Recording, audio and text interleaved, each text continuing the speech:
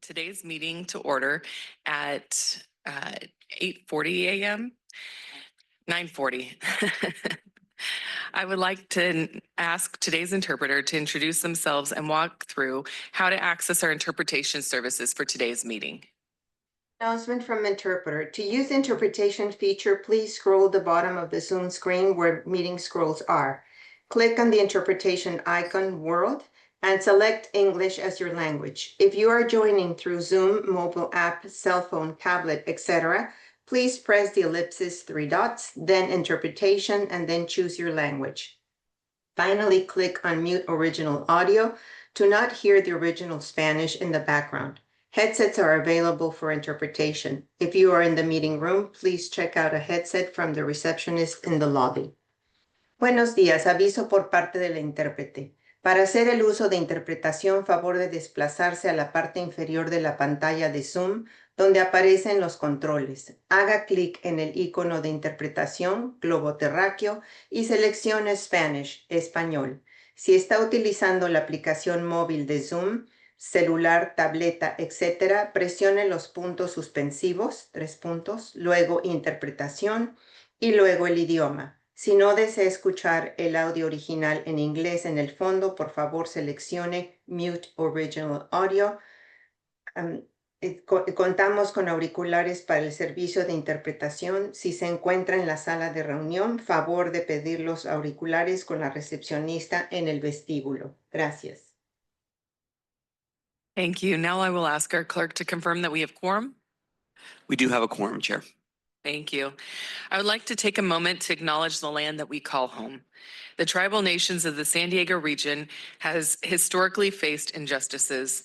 We acknowledge the harmony that existed between the land, nature, and its original peoples who have since endured displacement, persecution, and systemic oppression. We pay our respect to the unceded territory and homelands of the 18 tribal nations in our region, the most in any county in the United States, from 4 cultural groups, the Kumeyaay, the Gueño, the Luiseño, the Cupeño, and the Cahuilla. This land has nourished, healed, protected, and embraced them for many generations in a relationship of balance and harmony. As members of the SANDAG community, we acknowledge this legacy. We aspire to learn from Indigenous traditional knowledge and experiences in undoing the injustices of the past. Please stand and join me in the Pledge of Allegiance. Pledge allegiance to the flag of the United States of America and to the republic for which it stands, one nation, under God, indivisible, with liberty and justice for all.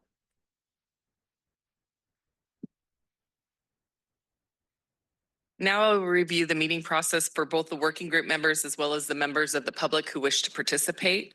For working group members, when you would like to speak, just please raise your hand and I will call on you. In front of you are the iPads where you will find today's agenda and supporting materials by clicking on the arrow on the top left. Please note that you can zoom in and out using the iPad touch screen. Clerk, can you provide a quick reminder on how public comments will work? Sure. As noted on the cover page of today's meeting agenda, in addition to emailed comments, the public may also provide live comments during today's meeting. If you are a member of the public here in the room and would like to provide comments on an item, please submit a speaker slip to the clerk. If you are a member of the public joining us on Zoom, please raise your virtual hand during the item you'd like to comment on. The raise hand feature can be found on the Zoom toolbar for those who are joining via computer or by entering *9 for those joining via telephone. The clerk will call on members of the public first, followed by virtual commenters. Commenters will be called by the name or by the last 3 digits of your telephone number for those joining via telephone.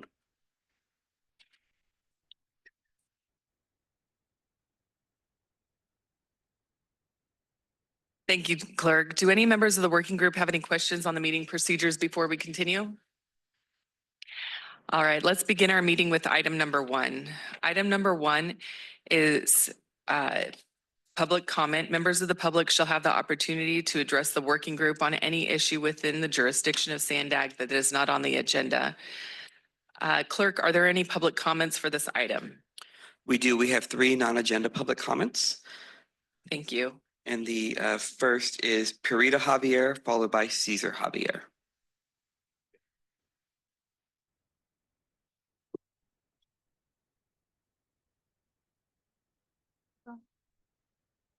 Check. Sir. There you go. COVID-19 information, public health information, CDC, research information, and IH, health hazards of ceramic artists. Abstract. Ceramic artists can be exposed to many hazards, including metals such as lead, fibrogeny, silica, heat, repetitive motion, radiation, and toxic emissions from kilns. These exposures have not been well characterized among artists, although limited in form available from commercial potteries. Adverse health effects may be prevented by using materials such as lead-free glazes and improve ventilation and proper work practices. Precautions must be in place if children have access to the ceramics studio. The use of dishes can be risk for lead toxicity. Food should not be stored in glazed ceramics, and women should avoid daily use of ceramics mugs or drinking hot beverages.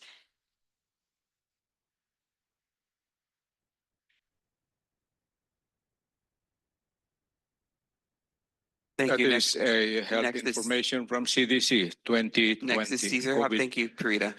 Next is Caesar Javier, followed by Alex Wong online. May I start now, sir? Go ahead, Mr. Javier. Go ahead.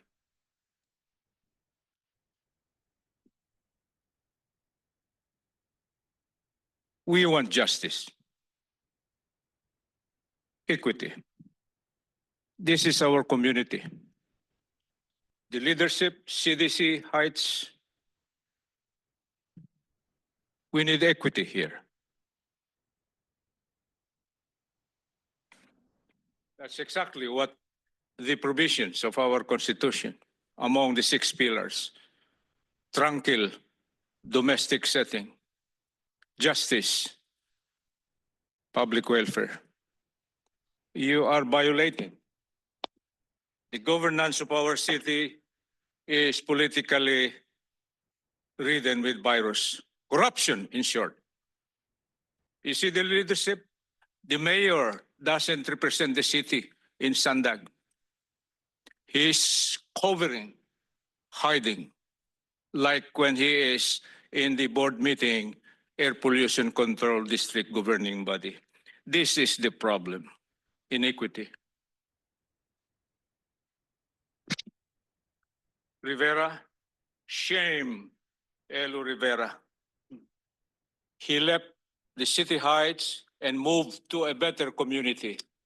Indication that City Heights is not a good, underserved, economically disadvantaged community. This is our leader. In order to accomplish this vision of equity, we need good leadership. Highly revered as moral dimension description of that particular leader. They do not have heart, or I mean heart, sorry for my pronunciation. They have brain, but they do not have heart. We need equity. Thank you, Mr. Javier. Your time has expired. Next is our last public comment on this item is Alex Wong online. Alex Wong, you have 2 minutes. Go ahead. SANDAG's top priority ought to be planning for 5-minute frequencies on the Mid-Coast and Green Lines each. It may not be possible immediately because of budget and personnel shortfalls, but SANDAG, in partnership with MTS, should think long-term and still plan for 5-minute frequencies. It should continue to aggressively seek new sources of operations revenue. It must also allocate funding for a new trolley yard to store the additional vehicles necessary to run 5-minute frequencies. What SANDAG cannot do is give up on planning for 5-minute frequencies just because MTS is broke now. MTS will not be broke forever, and trolley ridership will continue to skyrocket. That's why the airport trolley proposal, which could permanently cap Mid-Coast and Green Line frequencies to 10 minutes each, is deeply concerning. 10-minute frequencies would be woefully inadequate. Mid-Coast ridership has grown so fast that the only thing stopping MTS from increasing Mid-Coast frequencies to 7.5 minutes this June was uncertain state funding. And that's before University City approved a plan update to add nearly 50,000 new residents and 72,000 new jobs near the Mid-Coast trolley.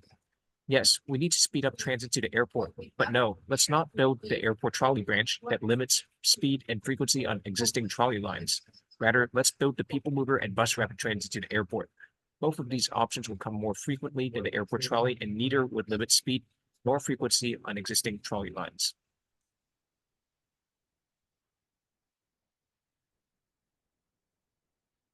That concludes our public comment on the item, Chair. Thank you very much. Do any of the working group members have comments or questions on items that are not on today's agenda? All right. Okay, we have Antoinette Meyer. Hello, everyone. I just wanted to thank all of you for your support and help with what was a very, very successful regional plan outreach effort. I've done a lot of regional plans and I've done a lot of regional plan outreach events, and I have never seen such incredible participation. 80, 90 people showing up at events about the long-range transportation plan for the region. And it's all because of the good work that you do to help us get the word out and to host the event. So I just wanted to thank you. We have, well, Tori just updated me. We think we're going to have over 1,000 comments. We're still counting all of the written comments that we got online and through email. So that also is really incredible that many people are paying attention and taking the time to provide feedback and input. So we'll be sure to report out at your next meeting and kind of a summary of everything that we're hearing and next steps. But just wanted to say thank you. Thank you so much. I actually got to participate in the one on Zoom, and it was really incredible and well done. So also thank you to SANDAG for preparing that. I understand that they were more than 43 pop-up events, and we reached over 1,848 people. So that's pretty incredible. We will now proceed to approving agenda item number 2, which are the May 22nd Social Equity Working Group meeting minutes. Clerk, do we have any comments from the public on the minutes? We do. We have one public comment, and that's on Cesar Javier. We will not apologize to consistently voice our view. Something is wrong. You know, minutes is a vital document describing the noble participations and the intelligences of the working group members, Madam Chair. We didn't see the minutes. Where is the minute? How could the public participate and contribute something for you? Something for us, San Diegans. It records also the good, the bad, and the ugly. Those working group members who were approved to be here, incentivized to participate, representing the respective profession or political jurisdiction. You will learn from us because we are the watchers, guardians of our democracy. Where is the minute, Madam Chair? And where are the agenda for reference of, you know, that's why they are not participating because of these many reasons, the bad and the ugly. But we are also solution giver. Please incentivize not only the members approved by SANDAG, but the public. We should honor them, respect them, like you guys in this morning's meeting. We respect you, and we have high expectation, particularly the City Heights Director, Community Development Center. We need equity, Thank Your you, Honor. Cesar. Your Thank time you. has expired. That concludes our public comment on this item, Chair. Thank you. It's my understanding that the minutes are available online. I know generally we have paper hard copies out in the lobby to be able to review the minutes. I noticed that they weren't out there this time. And so if we're able to get copies, I think we only have a need for one set, but if we could get some for the additional items, that would be helpful. And thank you for bringing that to our attention, Mr. Javier. Do any working group members have any questions or comments? Okay. Then can I take a vote on approval of the minutes just by show of hands? All in favor? I need a motion in a second, Chair. I'm sorry. Oh, thank you. I will take a motion for approval of the meeting minutes from Carol and a second from Alex. The light's hitting it just right. We have a motion and a second. Can I get a vote by a show of hands? The vote is unanimous and it's approved. Next, we'll move to item number 2, approval of the, I'm sorry. So this is the social services one? Okay. Item number 2 is the social services. As a reminder, you do not have to be present. Let's see, hang on just a second, let me get caught up.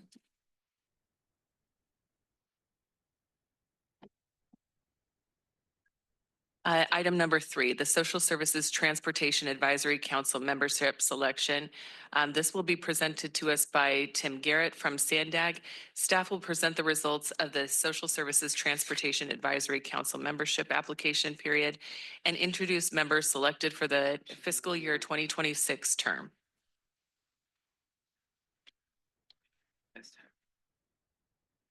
The rapid project? Okay, we have a different one here. Sorry. No worries. No. Okay.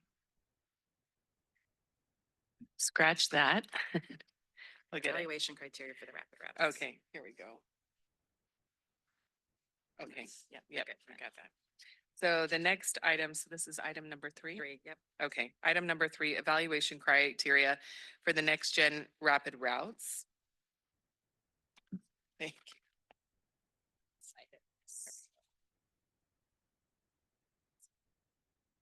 Okay.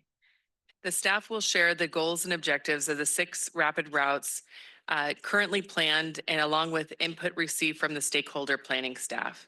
To kick us off, we will have Mimi Morisaki and Tim Garrett from SANDAG, and they will share the goals and objectives of the 6 rapid routes currently being planned. Members will be asked to discuss and provide feedback. We now welcome Mimi and Tim. Thank you. So I also wanted to introduce Tim as one of the new project managers for these rapid routes. And a brief background, we presented to Social Equity Working Group last fall to introduce 6 new rapid routes that we're studying. So I am the project manager for 2 of the 6 routes, and Tim will be the project manager for one of them, specifically Rapid 688, which is that purple line precursor bus study. So thank you again for having us. We've been working through the study and drafted some evaluation criteria along with goals and objectives that we would like your input on. But to refresh everybody's memory, we're going to do a brief project overview. Tim will discuss the goals and objectives that we've drafted, and then we'll talk about next steps. So the 6 studies that we've started include 3 main components. The first one being design and engineering. And within that component includes the goals, objectives, and performance measures that we'll be presenting today, along with an alternatives analysis for each of the routes, and ultimately a 15% design and engineering level, along with identifying the appropriate environmental clearance process. Alongside that effort, we have a team working on the technology component for all of these routes, right? A lot of these, you can see on the map, a lot of these routes cross different jurisdictions, different jurisdictions have different types of technology. So we're studying how we can bridge all of those technologies and understand what's out there to make these rapid buses efficient. And of course, another main component is public outreach. We went to the community and public in winter and spring of earlier this year to get their feedback on key activity centers for each of these routes. So we had pop-up events and surveys, and we'll continue to go through the public outreach process at our next key milestone, which is presenting the draft alternatives later this year. And all of these components add up to us trying to be eligible to apply for federal funds, more specifically the capital investment grants. So we have our eye on that target, and these studies will help us get there. So diving into the goals and objectives, these may look a little familiar. We leveraged the Next Gen study that was done back in 2023 that looked at several other routes, but these goals are largely the same, providing reliable, high quality transit service, maximizing ridership potential. Something that's new is enhanced road user safety along rapid routes, and that's largely from the Vision Zero effort that we had, and wanted to make sure that that was pulled forward as a key goal in evaluating all of these routes. And the last two goals that we have are gain support from the public and key stakeholders through partnerships. So that's more of our qualitative component, and making sure that we touch base with our stakeholders and communities on these routes, and implementing a cost-effective and financially feasible rapid service. So all of these goals really, they set the tone for evaluating our alternatives that, again, Tim will go through later, but these are in line with our agency goals as well. Something else you wanted to note is that while these items here on the slide won't be called out in these performance measures and objectives, it's because that they are a standard. You know, we will be evaluating alternatives with these parts in mind, ensuring stations are accessible, and going to STAC to get their feedback on accessibility design features, considering first and last mile active transportation connections and facilities along the route, and identifying route requirements for zero emission vehicles. These are all things that each team will be looking at as we develop alternatives. So they're just not explicitly called out in the measures and objectives that we're presenting today. And just to also set the base, the goals and objectives will be applied to each of the 6 routes to help us evaluate alternatives for each of the routes, right? So we'll have, you know, Rapid 688, we'll have up to 5 alternatives, and we'll use this criteria to evaluate and rank how the alternatives pan out. So with that, I'll turn it to Tim to go through those supporting goals, supporting objectives and performance measures. Great, thank you, Mimi. So the first goal is to have reliable transit service. And when we're thinking about rapid bus routes, reliability really comes from avoiding traffic congestion, keeping those buses moving, but also reducing the amount of time that buses are stopped, picking up and dropping off passengers. And so we have performance where we have the objective of minimizing delays caused by congestion, and that would be evaluated by the number of transit supported facilities. So the number of queue jumps, the number of traffic signals that give priority to the bus to be able to get them moving with a green light faster than not having to wait. As well as opportunities to have amenities to expedite boarding, level boarding or other off-board fare collection, things like that. We also have an objective of reducing trip times compared to local bus. We want these to be rapid buses. We anticipate that, you know, existing local buses will still exist, and these rapid buses are kind of an overlay. But we want these to be able to provide good travel options for some of these longer distances. Second goal, we've got 5 performance measures or 5 objectives with this one. The first one here is about attracting new riders and encouraging travel shift. So this would be evaluated by looking at new areas served by rapid transit that aren't currently served, number of new transit connections that would be possible with these routes, and connections to other transit routes, bike, pedestrian amenities, things like that.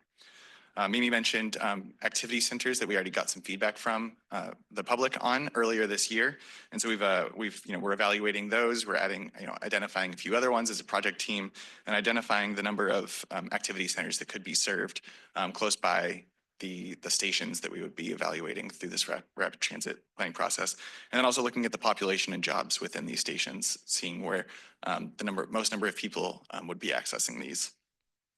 The third one is connecting transit-dependent populations with educational institutions and other basic needs.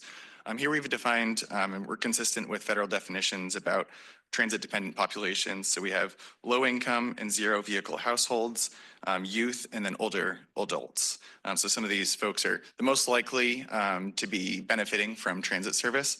And so how many folks within our study areas can we connect to transit? And also, can we connect them to places that they want to go? So we've identified schools, so high schools and higher education, as well as senior-oriented amenities, so senior centers and things like that. 2 more we have on this slide: enhancing multimodal access. So making sure that people can not just walk to stations, but thinking about broader station access. Can they bike to stations? Can they take microtransit or some type of other type of shuttle to get to the station beyond just like a nearby walking access? And then making sure that stations are accessible. So the number of suggestions, recommendations from the STAC, Social Services Transportation Advisory Council, that we can incorporate into the station designs. Third goal, Mimi mentioned, consistent with the Vision Zero action plan that we have as an agency, is making sure that we're providing safety for all users. So we have here improving access in safety focus areas, and the way we would measure that is percentage of the routes that's along the safety regional systemic safety network. And so this is the proactive network looking at streets with characteristics similar to where we observe traffic collisions today. And so yeah, looking at ways to improve safety along those areas.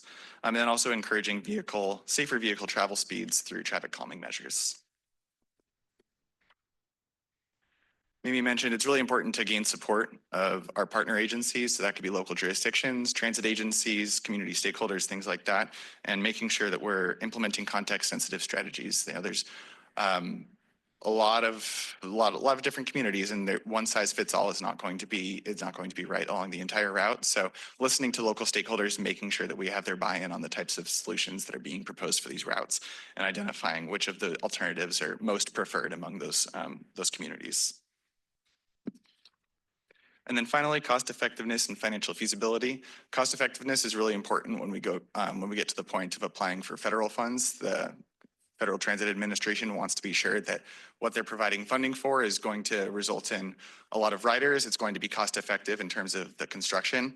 And so we have considerations of capital cost, operations and maintenance per rider, and then connecting to existing and plant infrastructure to be more efficient. And then we also have, when it comes to financial feasibility, taking a look at where we anticipate there's transit-oriented development opportunities that could potentially provide new riders, but also provide potential funding to the transit agencies and jurisdictions to help to fund these routes. So with that, I'm going to turn it back to Mimi to talk about some of the things that we've heard so far. Thank you. And I also wanted to know, I know we breezed through those, very technical measures and whatnot. It is an attachment to the staff report, and we're available to help answer any questions after. I just wanted to point that out for you. So we've gone to our partner agencies a couple of times in December and then again in June. And these are some of the comments we've heard related to these draft goals, objectives, and performance measures that we wanted to share. These first 2 items tie to our first 2 goals, which is focusing on the transit-dependent populations and ensuring that we include safety improvements in the communities. There is also a comment about making sure that as we develop our alternatives, looking at other parallel routes and ensuring that there's enough right-of-way for all modes. So that's more technical, and we will certainly get to that through this study, this conceptual design study. And other comments included, ensuring that stop amenities and fare collection policies are also considered, which again, we have our transit operators as part of this process, and we will certainly engage them and get their feedback and input on which types of those strategies could help these rapids move fast. And then lastly, there's an emphasis on reliability and maximizing that ridership potential and again, cost effectiveness. So all of these comments were in line with what we were anticipating for evaluating these routes. And an overall timeline for this process right now, we're in this 2025 to 2026 timeframe, and that includes going through an existing conditions analysis that we're starting now. Eventually, we will get to the alternatives analysis, right, using those criteria that we're talking about today. And then ultimately to the 15% design and engineering conceptual plans. So at the end of 2026 is we're anticipating this. The next phase for these routes would be to move to 30% design and engineering in the 2027 to 2028 timeframe, along with going through the full environmental clearance process. I will note that only the Rapid 625, which is the Chula Vista to SCSU route, has funds to get to that stage. So once that team completes this phase, they can move on to that 30% design phase. The other 5 routes do not currently have funding to move to that phase. And then in 2029 and beyond is finishing up design engineering, going through construction, and ultimately opening up the rapid routes for operations. That would be the earliest that we could get these rapid buses on the roads, but none of our routes have funding for that phase right now. But again, we are aspirational and hoping that we can get there in the next few years. So with that, we are interested in your thoughts and any questions you have on our criteria for evaluating alternatives. Thank you. Thank you so much. Clerk, do we have any comments from the public? We do. We have one public comment, and that's Cesar Javier. Thank you. Cesar Javier. One respected culture from the Japanese is planners, thinkers think that tomorrow the leader will die, or the planner or the implementer will die. And so they do not waste time. They explore all choices, courses of action, if I may say that. Thank you for the presentation. Applying for federal money is implied. You do not have to put that in your, it's something that forgive me. Number 2, gain support from the public. Why do you have to say that? When your product will attract or distract. I'm just telling the truth. Respect the elders. That's our point. Whether we went Harvard or whatever school, elders went through University of Life. Remember that. And we went through the hurdles of watching what is good, bad, and ugly. Another thing, requirements for zero emission. Why do you have to identify? No, come on. Where are the air pollution control district representative here, Ma'am Chair? We need them.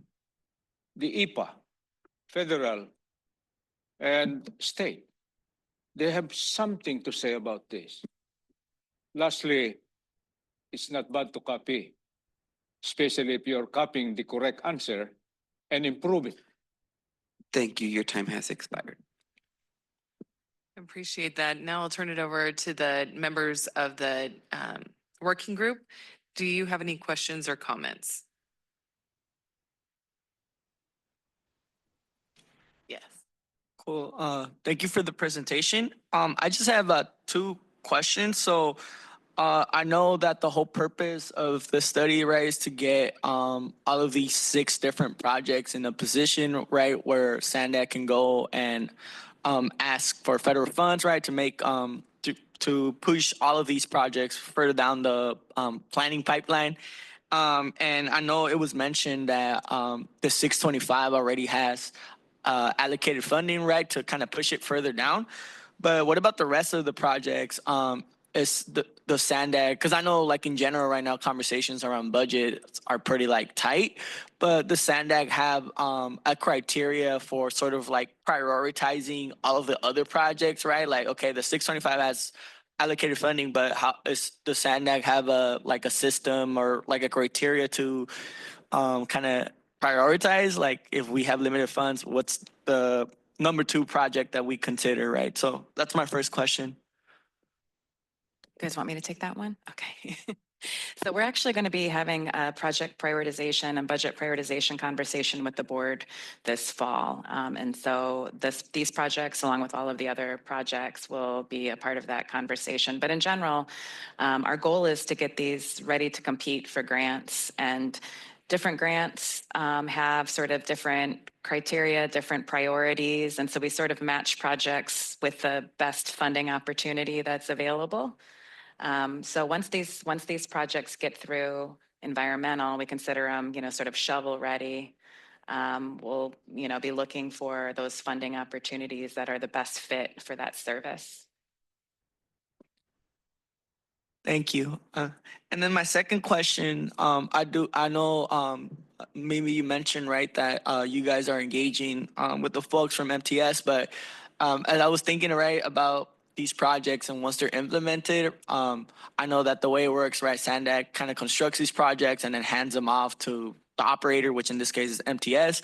But currently, if you also hear, like, the conversations have been happening, MTS is undergoing their COA, right, and they're talking about like reducing service and like just like looking at different options. So how are like, because we're talking about building something, and I'm thinking like MTS is probably thinking like, oh, that's more operations. Like, how are those conversations, right, happening? I know like right now we're talking about planning, and obviously if they're not in a position down the line to make this happen, I guess conversations will happen, but just kind of want to know if there's like, if that's also something that you guys are engaging in.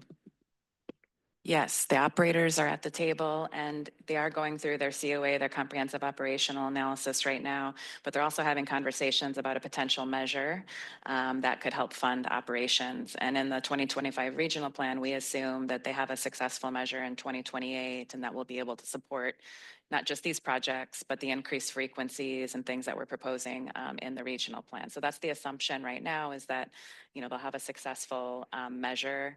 We're also always lobbying at the state and federal level for there to be more money for operations. Right now, there's generally more money to build things than to pay for the ongoing operation. So that's been kind of part of our strategy with our legislative program, is to try to get more funding for operations as well. Thank you. Any other questions or comments? Alex. Hi, thank you for your presentation. Just kind of piggybacking on what Jesse was talking about in regards to operation funding. I'm curious, and I'm specifically going towards goal number 2 to maximize ridership potential. I'm curious what these stations are going to look like and what kind of amenities they're going to offer to communities. So it's also like an asset for the members of that community. And I'm also curious if there's going to be some sort of maintenance plan to ensure that that space is looks like an asset versus ends up being neglected and therefore a blight in the community. That's something that we see constantly in the community that I work for. So I'm just curious if you guys have thought about that and what you're looking towards. Yeah, so we are at the very beginning stages where we haven't looked at that yet. That's part of this alternatives and evaluation process, is it could be a mix of different types of station amenities or strategies as well. So, and that's something that we plan to share with the community, and once we have these draft alternatives, to show what the differences are between each alternative, which includes the amenities or and station locations as well as options. And then can you speak to the But maintenance we, plan? we do have to account for the operations and maintenance costs, and it's kind of the same thing. The same money that is used for operations is the same funding for maintenance, and there's definitely a shortage. So again, we're assuming that there will be some kind of a measure that MTS, implements, and that funding will help to pay for the operation of the service and maintenance of transit stations. So that's the short answer right now.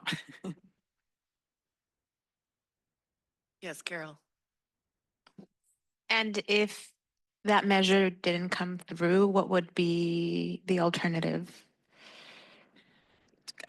I don't know. I wish I had a crystal ball.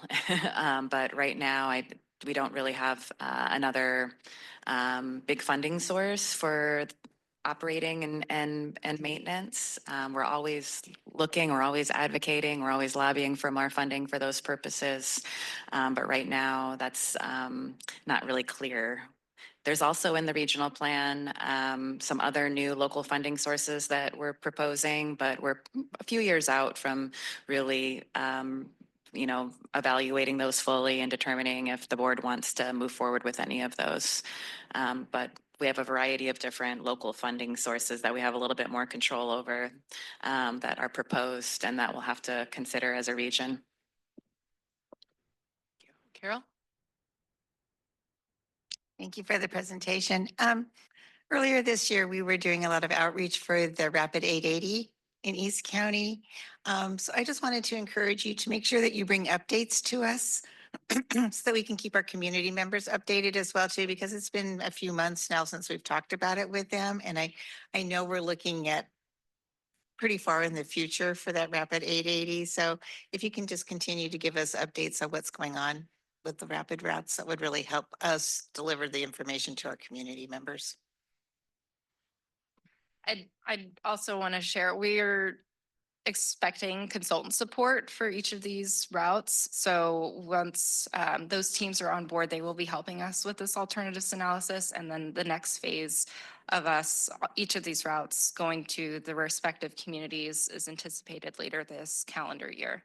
And we will certainly reach out and make sure that everybody's informed. Thank you. Any other questions or comments? All right, perfect.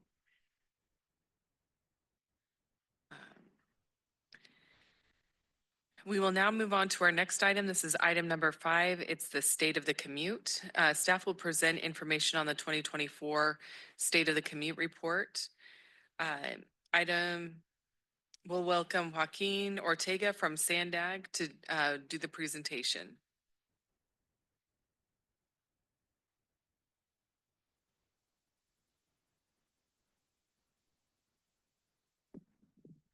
Thank you and good morning. My name is Joaquin Ortega. I'm a senior researcher and modeler here at SANDAG, and I'm here to share the 2024 State of the Commute report with you all. We've shared this State of the Commute with the Independent Taxpayers Oversight Committee, the Mobility Working Group, the Transportation Committee, and now the Equity Committee. So we're very happy to be here, and we'll get into the presentation. We'll have a short slide deck presentation along with a demonstration of the dashboard online that's available, I believe, through your tablets. So today we're going to go over kind of the background of the State of the Commute, some history of the State of the Commute, how it relates to some audit findings, and we'll go over kind of some items that have been added or subtracted in the last few years. And I think one major highlight before we get started is we do want to acknowledge the cooperation that we get from our colleagues at MTS, NCTD, Caltrans District 11, all of our jurisdictions, the county, and our stakeholders. The State of the Commute report is a regional product, so it does require regional effort, and we're very appreciative of that. Also, too, this year's State of the Commute is going to be the third that's available exclusively through an online dashboard. And so the nature of the State of the Commute is that it is a requirement of the Transnet Ordinance, and we are required to kind of report on overall system and very broad system conditions where data is available. We've been doing the State of the Commute for about 17 years now, and so the nature of collecting data over the years have changed. And so one aspect that you might want to remember when you're looking at data today is that we would like to keep, if at all possible, those sources as consistent as possible, but there's a limitation of how far back that data can go. So in previous years with the State of the Commute, they've either been covered through what we call SANDAG info bits, which you might have seen or consumed earlier in your time involved here at SANDAG, or an actual hard copy report. The two main differences between those are that in the past, we've kind of had one opportunity to send the report or the materials to the printer. They get laid out, and we have a lot of individuals that put a lot of time and effort into that, but that's kind of the only chance we get. The really nice part with the dashboard is we're able to maybe add data or maybe correct things that aren't factually correct in there. So along with being able to present a lot more data and to allow individuals to interact with that data. So in the past, from various audits, about 28 of 40 audit recommendations are related to performance monitoring, and the State of the Commute falls under a category of performance monitoring. Now, all 28 of those aren't covered in the State of the Commute, but we are constantly trying to not only comply with prescriptive action from audits, but also provide data to the public that's easy to interact with, easy to understand, and accessible. So there's a bit of a balance there that we're constantly working on. So here's some recent progress that we've made with the State of the Commute in the past. And I think there's probably three main highlights that have taken place in the last several years. The first one would be the incorporation of what you might hear as big data, or you might hear of it as commercial data. Now that is data that can be purchased, and it is purchased by various public entities. And it's a really great resource that's come along in the last few years. However, there are some trade-offs to that. Being as how it's commercial data, we don't really get to see the full methodology that goes into some of these data products. And so some of them can very much be considered estimates or kind of best guesses based off of the data that they're able to collect through their proprietary means. The other trade-off and challenge with big data is that since we are purchasing a product, that purchase is subject to a purchase agreement. And so when that purchase agreement runs out, we may not be able to maintain or retain all the data that we're paying for. And that also is reflected in what we're allowed to share. And I'll point out a few key instances of what we're allowed to share, or maybe what we're not allowed to share with big data. And so we're very much viewing big data or commercial data as a great way to provide additional nuance or touch points to more publicly available data that we have a little bit more stewardship over. And we'll get into that as well. And so big data is one of those things. And getting into that stewardship of data, a big highlight that's going to happen this fall is the release of our transit ridership dashboard. And so that will allow individuals to interact with not real-time telemetry, but recently collected data telemetry related to boardings and alightings on the fixed route transit routes in the region. There are a few exceptions to that we'll go over during the demonstration. But right now, if one were to enter or exit off of a fixed route vehicle, either through the MTS trolley, NCTD Sprinter, NCTD bus service, or MTS bus service, there are APCs, or automatic passenger counting equipment on there. And this dashboard is going to allow us to really kind of, I think, add an element to that. And it has been something that members of the public and advocates have brought up in the past.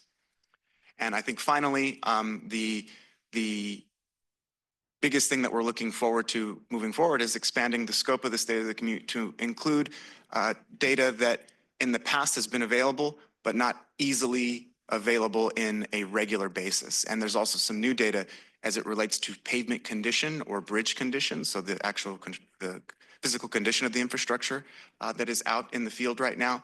And then also things like traffic counts that might take place on a local street or road. And one of the challenges there is that those local streets and roads, that specific point, may only be counted, every 1 to 5 or 10 years. And so we're trying to work our way around challenges with that and try to create maybe more of a mosaic approach to that. So here's another quick summary of all the items that we've added, along with big data, the bridge data, the pavement data. And I think really for 2024, again, some of those highlights, as you can see, is that we do have some early figures on the Rapid 227 service and the Copper Line service that MTS is operating in East County. The Rapid 227 is especially pertinent to the previous agenda item, where these rapid routes were in development. So Rapid 227 and Rapid 910 were once in that same stage of development. So hopefully we'll be able to take a quick look at the performance of one of those routes that kind of went through the entire process of, paper to engineering to implementation and to use by the public. So that's going to conclude the slideshow presentation. We'll get into the quick demonstration of the dashboard that's available through our open data portal. And let me see if I can do this very quickly.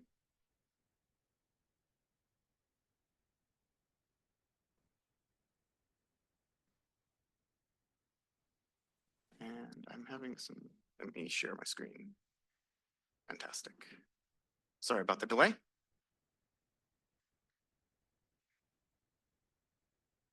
Excellent. So the State of the Commute is broken up into several major sections. And those major sections would be kind of the key findings, data related to travel on the region's highway system, some brief economic indicators, travel on our region's transit systems, some local data that goes into bridge and road conditions, along with some annual average daily traffic figures that we do use commercial data for, along with some very broad statistics related to the Specialized Transportation Grant Program, STGP. This group might have seen some of that in the past, and what we really want to emphasize was that with the STGP data is that this is not meant to supplement or augment any data that you've already seen. Think of it more as kind of a 30,000 foot view of that. And so some very key findings for 2024. When I was giving this presentation before the 4th of July, I was saying you could say this at your barbecue during the holiday. But if you're headed out on a vacation, or you have friends or loved ones visiting you on vacation here in San Diego, or you might have individuals in your household that are going back to school, the elevator speech there is that compared to pre-COVID, based off of vehicle miles traveled, or VMT, on our region's freeways and weekday boardings on our transit systems, we're about 96% of the way back to pre-COVID conditions. Now that means in certain corridors, we might be beyond the pre-COVID condition, or maybe worse than the pre-COVID condition if you're talking about traffic congestion or delay on the freeway system. And other corridors or services may still be a tad bit more below than that 4 to 5% from pre-COVID.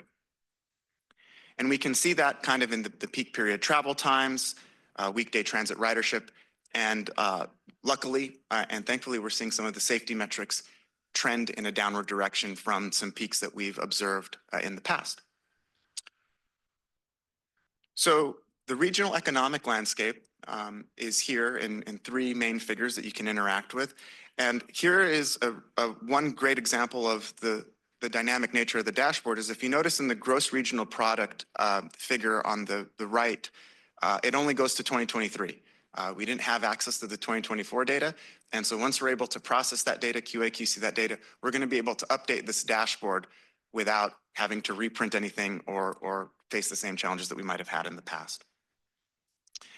Highway travel in terms of commute times, congestion, and areas of recurring congestion are front-minded for folks that may use the region's freeway system.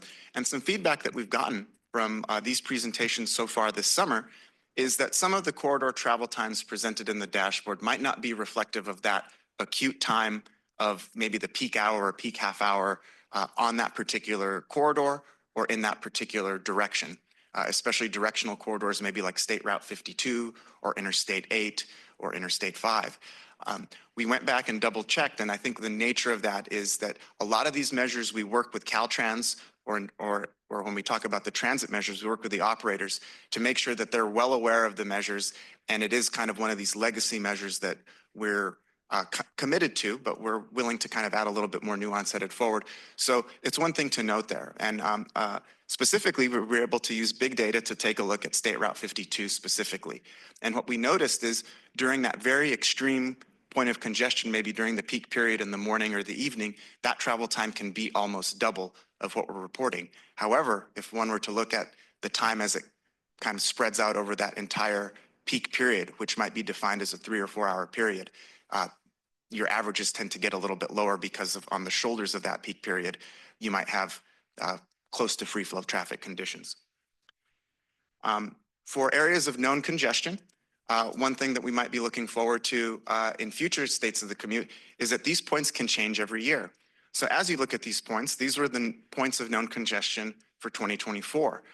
You can use the menu up here, I believe, let's see, or we may be able to actually provide more data for past years. And so one of the ideas that we have in the group is to maybe almost create like a yearbook of known congestion locations and where are they now. So maybe we go back about 10 years and see what we're reporting for known congestion locations and see how the performance has changed there. In terms of traffic safety, we see incidents of injury collisions and fatal collisions trending downward from peaks that we observed in 2022. An important nuance here with the dashboard is that data for 2024 should be considered provisional, and that's due to, unfortunately, the fact that certain types of collisions or incidents can be investigated for a long time. And so you may see these numbers change as time goes on for the same year. Getting into transit, here is a very broad look comparing 2019 to 2024 in terms of overall boardings, seeing that bounce back from post-COVID.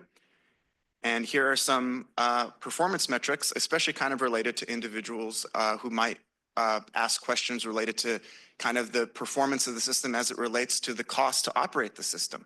And passengers per revenue mile is one of those very broad metrics, and we're starting to see, again, that metric get back to pre-COVID levels.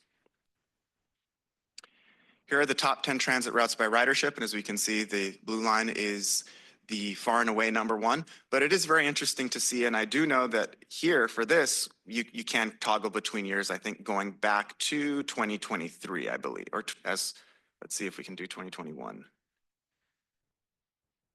Maybe I was asking a little bit too much of the dashboard. Oh, here we go. So one can look at the top 10 transit routes for the year 2021. And again, this is something that's really neat that I'm really excited about with the dashboard that we weren't able to provide earlier. And going down into rail ridership, we can see, we can see where the Copper Line trolley only has an entry for 2024. And again, those figures should be considered provisional since the service did begin in calendar year 2024.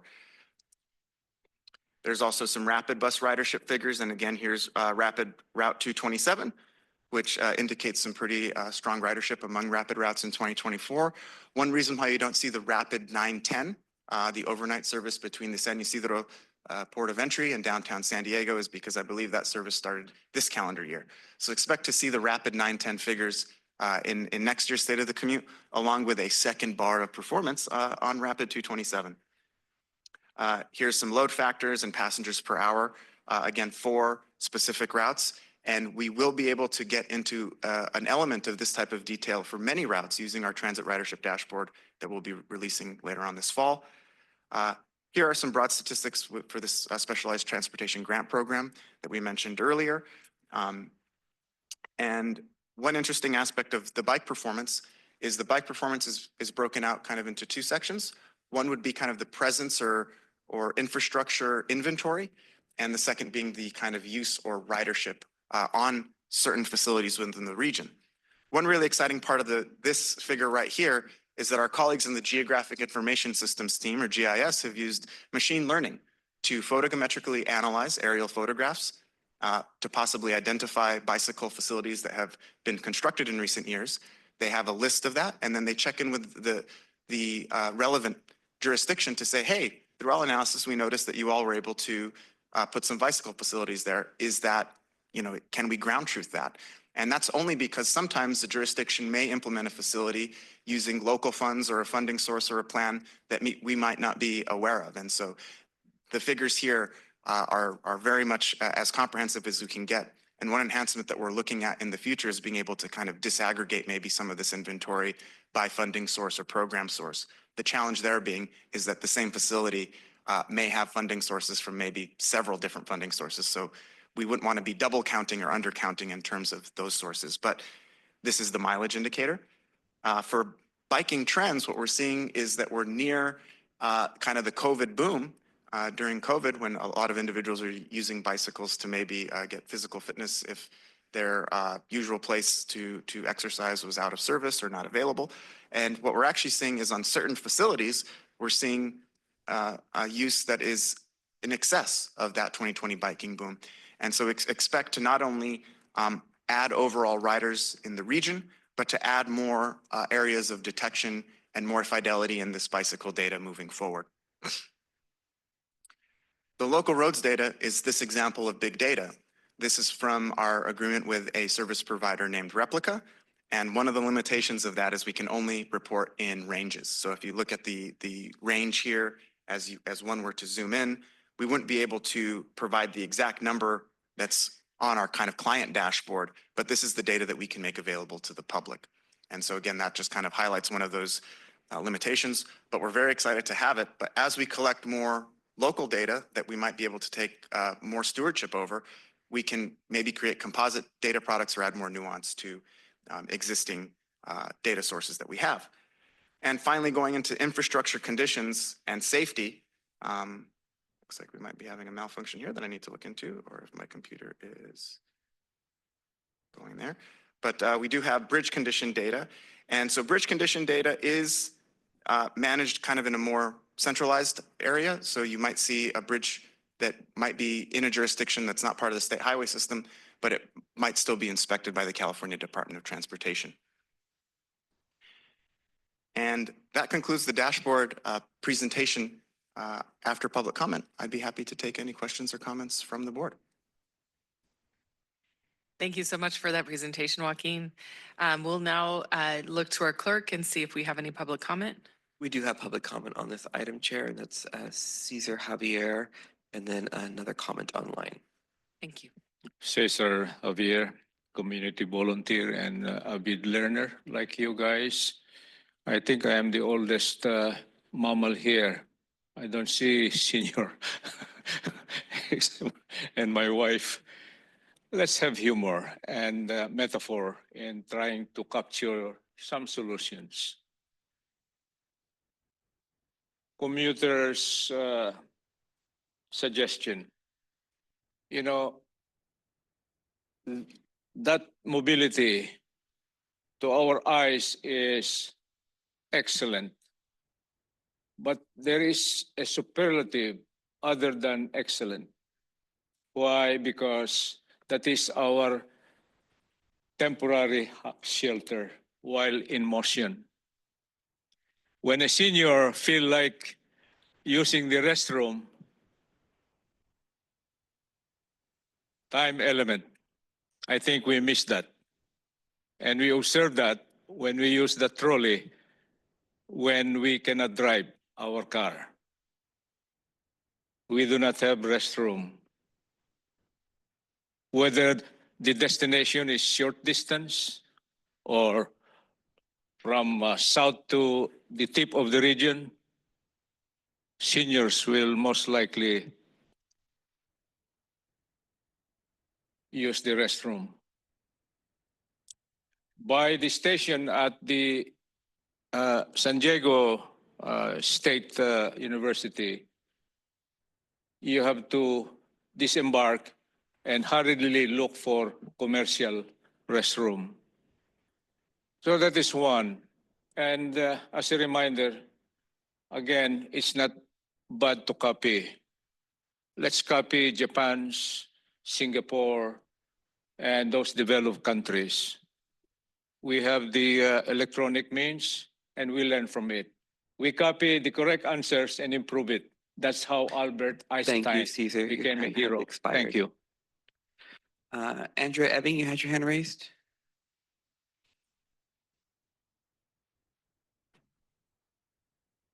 Andrea Ebbing, go ahead. Oh, hi, can you hear me? Yes, go ahead. Okay, hi. Yeah, I just wanted to comment about the gaining the budget for these items. I had mentioned this before, that I meant this in all seriousness too, not just to be snarky, but there may be a way for us to recoup some costs from Nathan Fletcher, since he was so distracted with everything he had going on, and he had spent so much campaign finance dollars on his legal fees. So I think This this item is really- about the state of the commute, Andrea. Oh, okay. All right. Well, I think I'll pass. Thank you.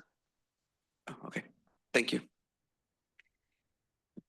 Thank you. Do we have any comments or questions from the working group?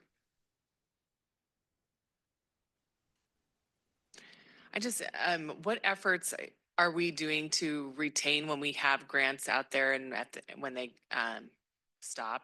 What are we doing to retain and secure the data that we accumulate during that time period? So very broadly speaking, in terms of data here at the agency, one big development in the past, I would say 2 or 3 years, is a more comprehensive data governance plan.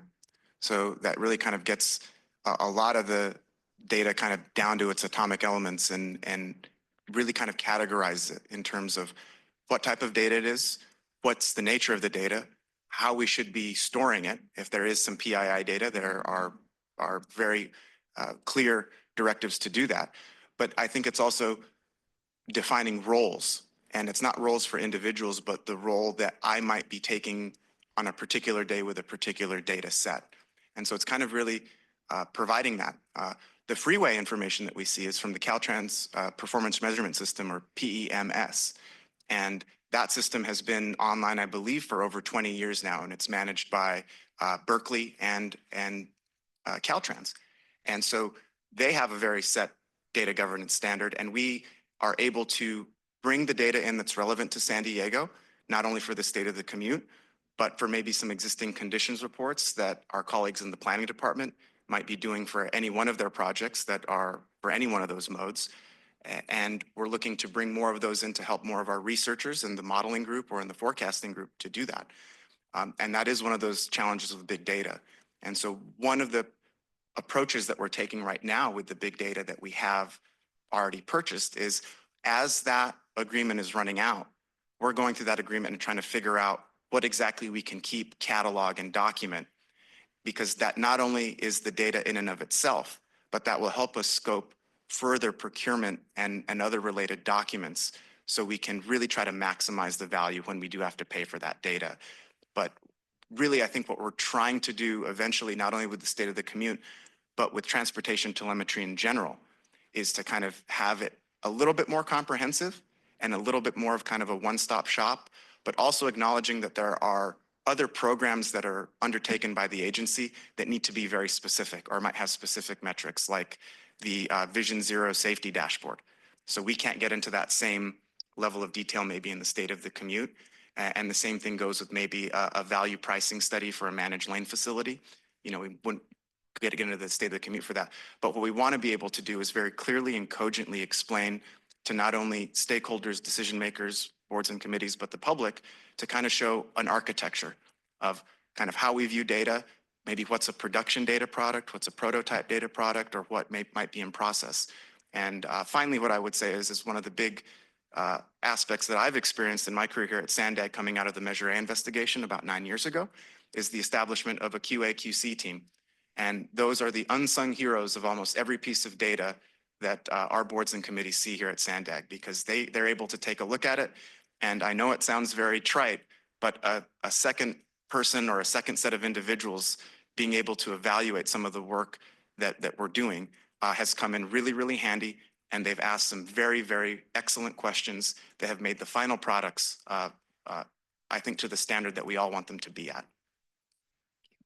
Maybe one thing I'd like to share with this group is that this is one of many, many, many, many data sets that we have on our SANDAG open data portal. And why that might be interesting to you is, I spent the early part of my career working for nonprofits and writing a lot of grants and needing a lot of data to make cases for why I should get that grant in my community. So I just want you all to know that this data, economic data, demographic data, transportation data is all available to you to use for various purposes in your community. It's SANDAG website, open data portal, very well organized by the different data sets and types of data. Any other questions or comments? Kathleen. Thank you for sharing this one. I am guilty for not really drilling over this data, but in case I missed it, I feel like, is there like data, like if there's an increase of usage for certain age groups? Because I feel like if we can, let's say, from this year to this year, there's an increased usage from the elderly groups or the kids groups, because we can tailor fit if in case we need grants for that, or we can tailor fit our approach in our community that, hey, in this community, this is not widely used by the students, and we can share those information to them. Most certainly. Wouldn't be covered in the State of the Commute or the Transit Ridership Dashboard, but we do have a separate dashboard that is reflective of our Transit Onboard Survey that was conducted in 2023. And that is also kind of a requirement that we partner up with MTS and NCTD. So we'll follow up with you on that. You'll be able to see trends that I believe go back and compare the 2023 to the 2015. And differences in age groups in terms of overall ridership, we would be able to take a look at. Specifically to the Youth Opportunity Pass, we're still gathering data on that.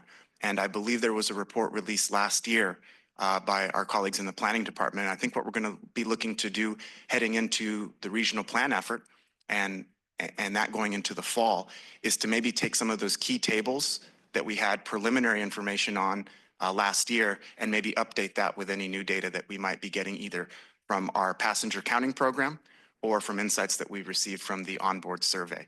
And I also don't want to add to any more confusion, but MTS also contracts to do what they call a satisfaction survey. And so I want to make sure that those are two separate products, but we work very, very carefully and in a coordinated manner, and we're very thankful for all the cooperation we get with the operators because we're able to kind of get out in the field and maybe not as a regular bus user, I can see when the survey takers are on the vehicle and I'm like, okay, we're not kind of overwhelming individuals that are just maybe trying to get somewhere. So, but we'll definitely follow up with you on that and be able to provide any assistance with the dashboards that you might need. Thank you. You're welcome. Thank you so much. All right, with no further questions or comments, really like to thank you, Mr. Ortega, for your presentation, and I look forward to using this. Next, we will move on to item number 6. This is the SANDAG Borders Program. This is a topic that was requested by this group at the beginning of the year. Hector Venegas from SANDAG will present us with this report. Good morning, Madam Chair and members of the committee. I'm very pleased to be with you today, and I want to thank you for the invitation. Thank you, Paula and team, for this opportunity. And let me move on, and I will start, let me see. Okay, with a little bit of history, and I don't want to overwhelm you, but just to call the attention to key significant dates. In the 1970s, Mexico joined the table of SANDAG, and by that time, SANDAG was just created and adopted the form of a joint power authority. This predated even the creation or incorporation of certain cities like Poway, Solana Beach, and Cinitas. Then I want to call your attention to the 1990s when COBRO, the Committee on Binational Regional Opportunities, was created. And if you remember, at that time was the signage of the first free trade agreement between the 3 countries of North America. And later was succeeded with the creation of a new policy advisory committee in the year 2000, the Borders Committee. The Borders Committee was reaffirmed by law SB 1703 that incorporated Imperial County. Later, Also, the counties of Orange and Riverside were incorporated. In 2006, SCTCA joined the governing board of SANDAG, and now is part of all the policy. Not all of the policy committees, but this slide just tried to show you that SANDAG has always been interested in working with the neighbors of our borders.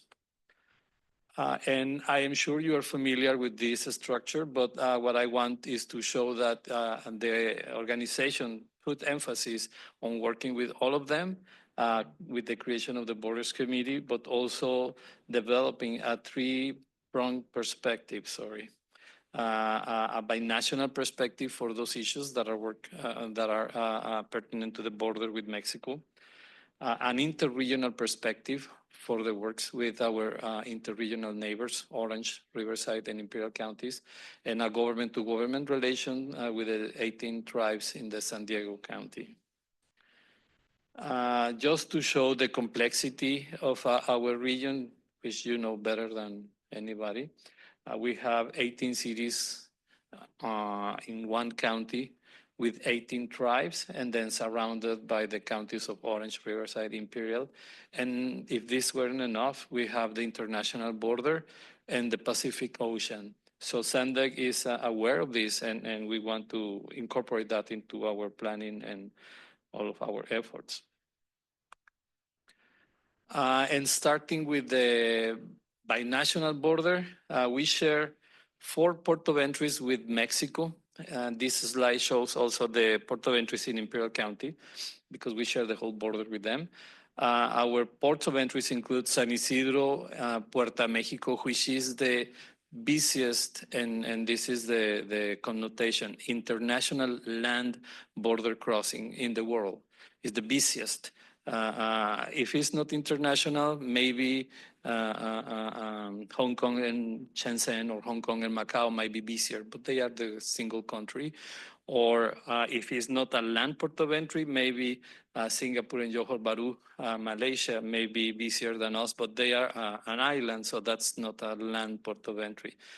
Then we have the cross-border express, which is a hybrid, unique port of entry connecting the airport of Tijuana only for ticket passengers, and is very successful. It's also it's not only the only of its kind in the world, but it's among the busiest now in between the two countries.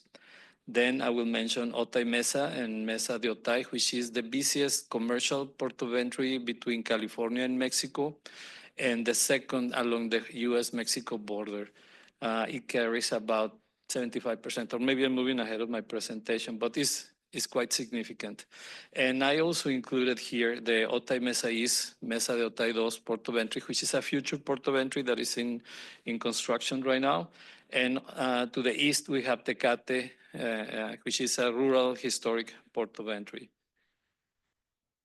And about the definition, because what is the border? Maybe the border is something for me and maybe it's different for another person, but there is an official definition between the two countries, and that is contained in La Paz Agreement that was signed in 1983, which is the area of land being 100 kilometers, which is 62.5 miles north and 62.5 miles south of the international boundary.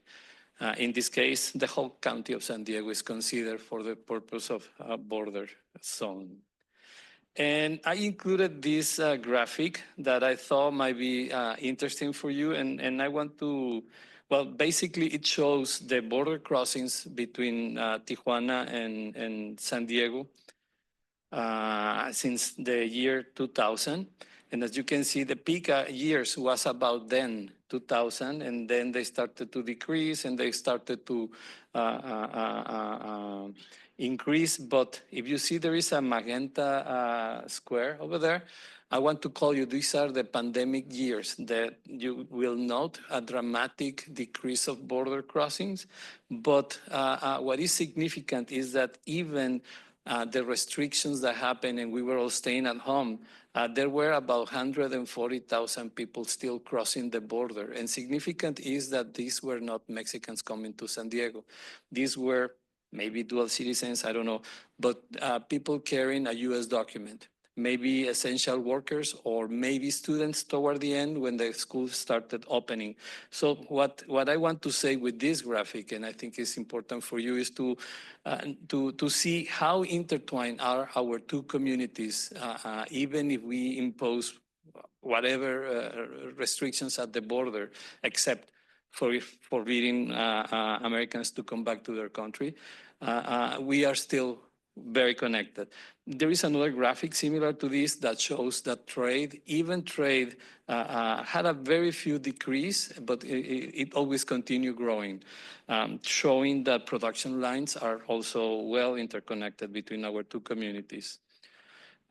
With this, I want to show, normally when I go to other groups, I explain that San Diego is very well known, not only in the United States, but in the world, because it's a tourist destination because of our beaches and our great weather.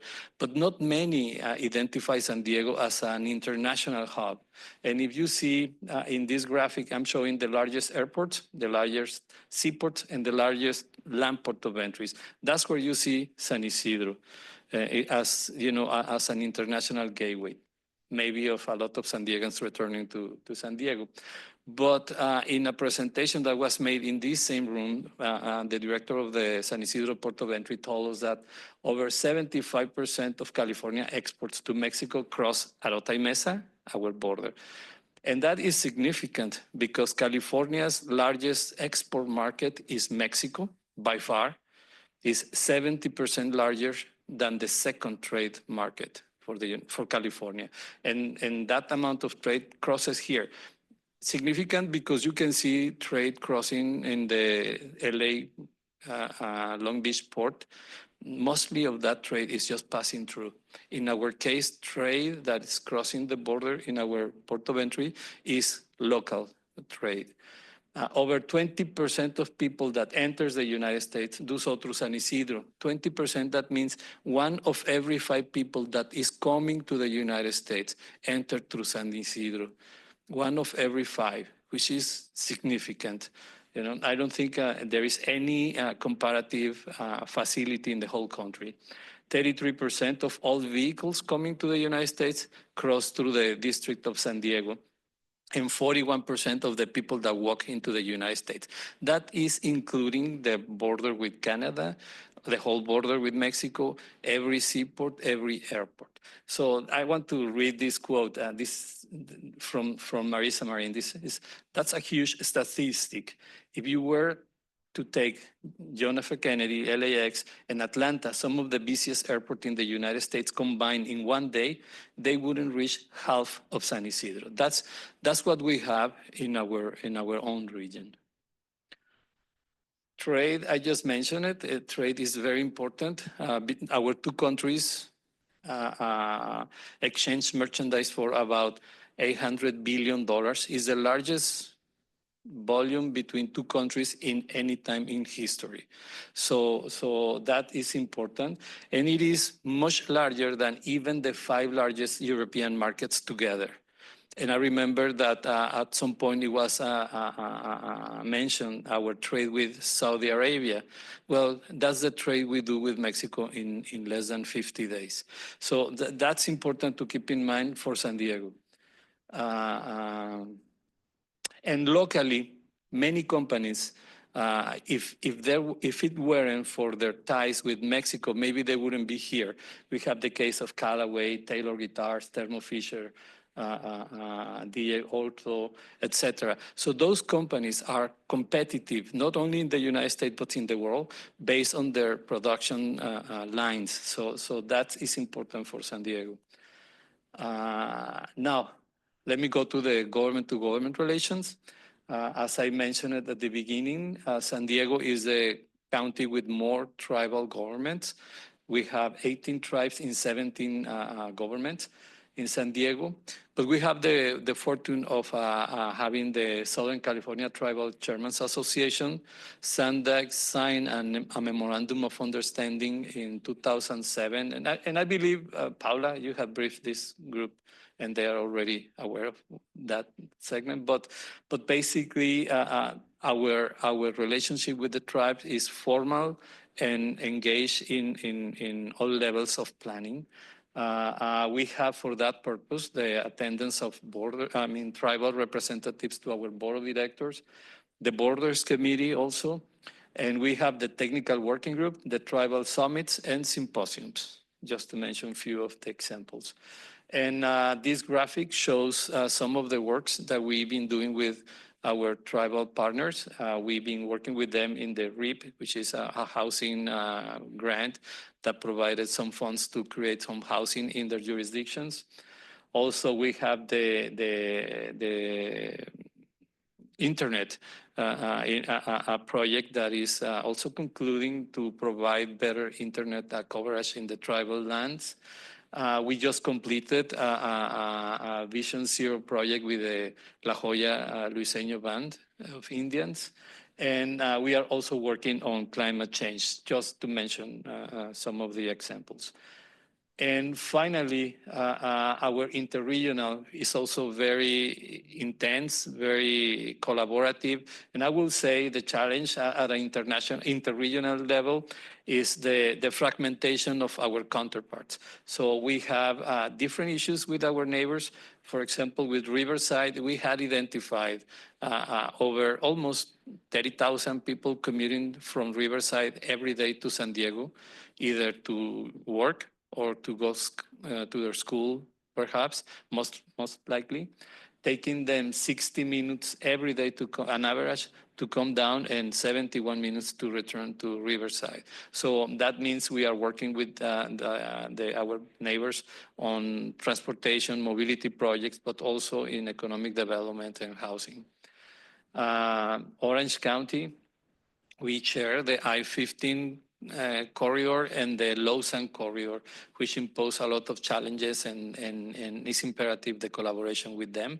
We also have the Beach Sand project, and I will do a commercial tomorrow in this room. We are going to have a report on that project that we share with Orange County, with the cities of San Clemente, Dana Point, and Orange County, of course.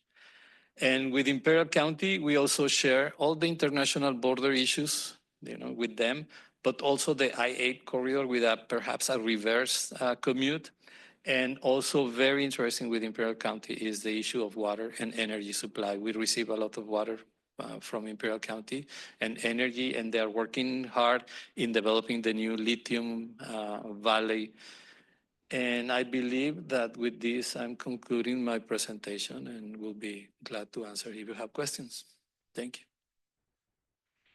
Thank you so much. Do we have any public comments on this item? We do, Chair. We have Cesar Javier. Thank you. Cesar and Purita, we are joint force to learn along with thinkers of SANDAG. Thank you for the presentation, sir. The historic value, the substance is felt. And we are lucky because we have neighbors that are also as interested in us to solve the issue. We attended the border meeting last time, and I think the neighbors, authorities were there and very, very cooperative, if only to bring about solutions. Where was the District 1 newly appointed? She was not there. You should know this, thinkers, because solving problem is a collaborative, cooperative undertaking. And I think that is one missing on our side. That's our sensing in the front line. Now, my only input here as a thinker is it is a wide, overwhelmingly trying to link up the outsiders. SANDAG, Association of Government in the region, And these political units have representatives. So thinkers, members now, let's show them that there is a solution in this particular circulation, mobility, time, safety concern. Thank you. Thank you. Thank you so much. Now we'll turn to member comments and questions. Anyone have any questions or comments?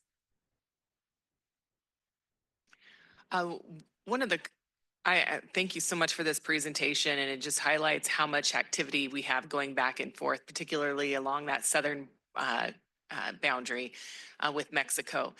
And a particular concern, I don't see many people from South Bay area represented here, but we have deep concerns about the level of contamination in the air resulting from that high traffic flow in between San Ysidro and the Otay Mesa. And then we're going to be adding the Otay Mesa East crossing. And so I know that we've had conversations on the board of directors, but can you talk to some of the things that are being done along that corridor to help minimize the environmental impacts on our community's health in South Bay?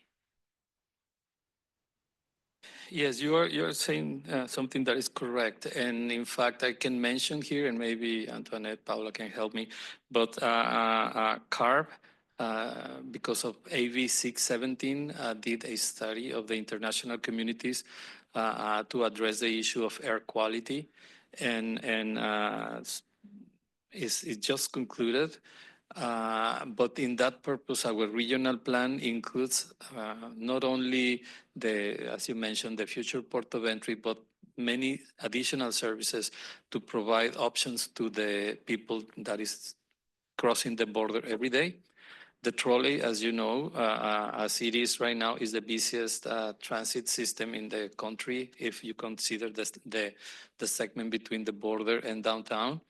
But there are also additional services in consideration, a new rapid that will serve at the border in other peak times, and several strategies to improve also, something that is happening as we speak right now is the construction of the Border to Bayshore Byway project that is going to be concluded hopefully by the end of this year. And that will be offering more alternatives for the people that needs to cross the border, hopefully to avoid using their vehicles. But I can say that this requires a lot of coordination also with Mexico, because if we try people to get off their vehicles, but Mexico is trying the opposite, it's not going to be successful. And I can mention that we hold regular meetings with authorities over there. For example, our regional plan was presented when it was just starting its preparation in 2023. And we just held another meeting with the planning authorities of Baja California to share our own goals. Hopefully, we can align the same goals. And I understand they are more or less in the same line as us. I'll just add, and I don't know if it's come to this group yet, but maybe a project that we can bring to this group is that SANDAG just got a Caltrans planning grant late last year, and we've kicked off a border resilience plan. So that's looking at all kinds of climate stressors and putting together a comprehensive list of projects to address things like, air quality, extreme heat, and, other climate stressors. And there's a very robust public outreach effort that's proposed as part of that project. Again, it just kicked off, but would be a good one probably to bring to this group, because I'm sure you'll be interested in that. And the hope is that it will be kind of wrapped in with SANDAG's, Caltrans Border Master Plan for transportation. So there'll be a comprehensive list of transportation projects for the border region, as well as environmental, climate adaptation, resiliency projects combined into one master plan. Yes, Alex? Just since you're talking about that potential plan, is there anything that you guys are thinking in regards to Tijuana River Valley and the contamination Yeah, And water coordinate quality it. is another one of the areas. So air quality, water quality will all be looked at. So SANDAG doesn't have authority over or funding source to address that particular issue, but our board has been having a lot of conversations about it, and it will definitely be something that we consider, water quality in general, in that plan. With the rising increases in healthcare costs and the reduction of Medi-Cal that's anticipated due to the federal budgets, I think we can anticipate that there will be more going back and forth for medical services and dental services between the two countries. And so how are we planning for that? I know my mom and my son just went down. My mom went to Algodones and my son went down to Tijuana to have dental services just this week. So what's in the plans for that, or if we have any? I think all of the transportation improvement projects that we've been talking about are all aimed at kind of facilitating that seamless flow between the two countries. And I will say, I was really happy with the meeting that we had with Implan, the planning department for the city of Tijuana, because a lot of the same improvements we're talking about, like the San Isidro Mobility Hub, they're also talking about on the other side of the border. So creating more safe, walkable, bikeable connections to and from the port of entry, a better pedestrian crossing, quicker crossings for people who take transit. And then in the regional plan, there are quite a few additional services or improvements to existing transit services to and from the border. So I'm excited to hear that. We used to take the pedestrian crossing a lot more often because it was a short route, especially to get to where SIMSA and a bunch of the other hubs there are in Tijuana. And now the new path is much more circuitous and winding, and for people with mobility issues, extremely difficult to navigate, particularly if you're going for medical purposes. So I'm excited to hear that we're looking at improvements in the pedestrian access and making that easier and quicker to do. All right, any other questions or comments? All right, so we don't have any action items on this, and this will bring us to the end of our meeting. Again, thank you, Hector, for this presentation, very informative. Our next meeting will take place on Thursday, September 25th. We're going to take the month of August off. If there are no final member comments, thank you all for coming today. Enjoy the rest of your summer, and we are adjourned at 11:17 a.m. Thank you.